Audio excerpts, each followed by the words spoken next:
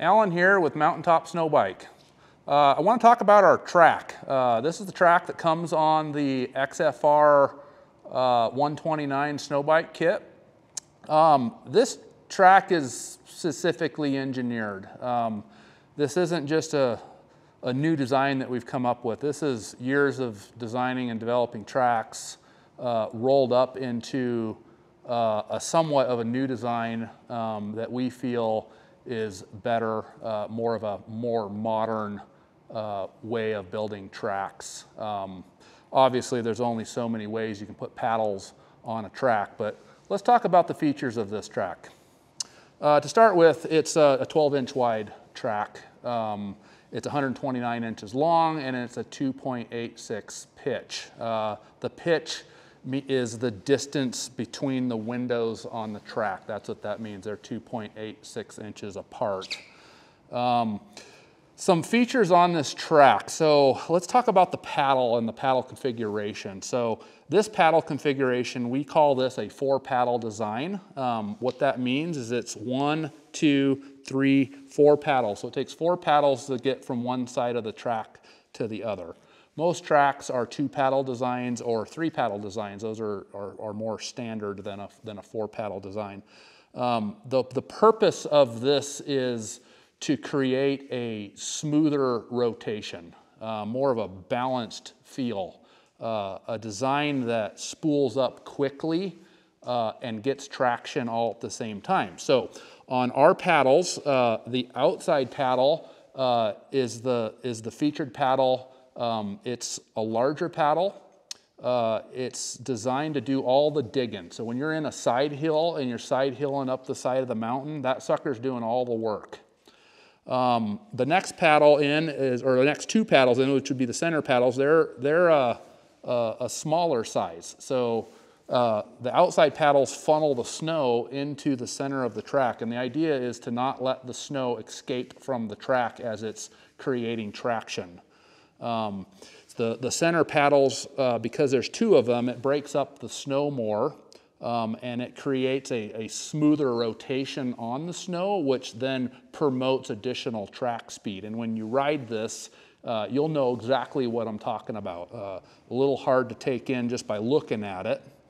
And then the other side is the same as the 2 outside paddles are the same. So all of these paddles are designed with a V shape. And so when the paddle flexes, it flexes into itself instead of just folding back. So it creates the whole paddle to flex back evenly and then bend into itself to help hold the snow in the paddle. The next key feature on this track, and this is something that's different than any other track that you've seen or have ever owned. This is a multi-durometer track. What that means is on this track is the paddles are softer than the base of the track. And so what's happened in tracks through history is the newest tracks, including this one, are a single-ply track. And so what's happened is the tracks have gotten thinner. And what happens is the paddle flexes and bends, but then also bends the base of the track. Basically, it folds the belting over. And that's due to less plies and a thinner base structure in the track. And so this track has a 90 durometer belting with an 80 durometer paddle. And what that does is creates a more structural belt that doesn't fold over and bend when the paddle has weight applied to it. So the paddle flexing is what gives the bike lift. But if the paddle just bends over, and bends the base of that track, well, then it's pretty worthless. It trenches. So the stiffer durometer base allows it to hold its structure and allows the paddle to flex correctly without folding over, and that flex is what gives the track lift. So when you touch this track, the base, it's real hard, and then when you touch the paddles, you know, they're softer. So there's a science in that and how much that stiffer rubber runs up the base of the paddle to help support it. So that is a very important feature for this track. We pay extra money to have this technology. It is something that's new in mountain snowmobile tracks. or Snowbike tracks in this case, and so we're utilizing that technology.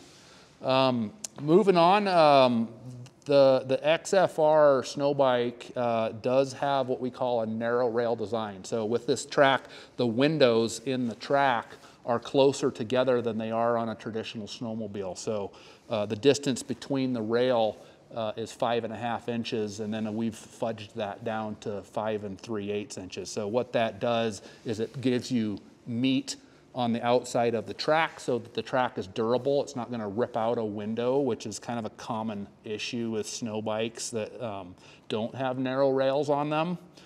The narrow rail also, the whole bike leans and it's more fluent because the rails are closer together. Also on our track, we have clipped every window. The importance of that is the Hyfax last a lot longer. There's less rubber on plastic contact with the Hyfax. So we found on snow bikes having a clip every window, yes, it adds a little weight, but it also adds a ton of durability. And durability is important to us on tracks. We don't want tracks that only last a year and have cut up paddles and wear your Hyfax out, or or burned rubber in the base of the track. So yeah, those are pretty much the key benefits. What you should expect riding this is that the track runs smooth down the trail. So you get a little higher top speed out of it down the trail, and it has a quick rev up and spool up time due to its smooth rotation, and then it's its ability to hold RPM on the hill. And all of that in return just gives you an extremely good design 2.5-inch paddle track that is very competitive with a bigger, like a 3-inch paddle track. So those are all the key benefits on the new XFR 129 Snowbike track.